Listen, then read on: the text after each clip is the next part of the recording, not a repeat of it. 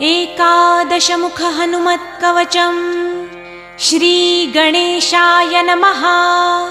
लोपामुद्रा उवाच कुम्भोद्भवदया सिन्धो श्रुतं हनुमतः परं यन्त्रमन्त्रादिकं सर्वं त्वन्मुखोदीरितं मया दयां कुरु मयि प्राणनाथ वेदितुमुत्सहे कवचं वायुपुत्रस्य एकादशमुखात्मनः।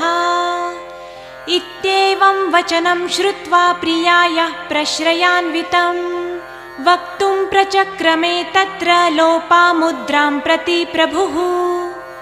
अगस्त्य उवाच नमस्कृत्वा रामदूतां हनुमन्तं महामतिं ब्रह्मप्रोक्तं तु कवचं शृणु सुन्दरि सादरम् सनन्दनाय सुमहच्चतुराननभाषितं कवच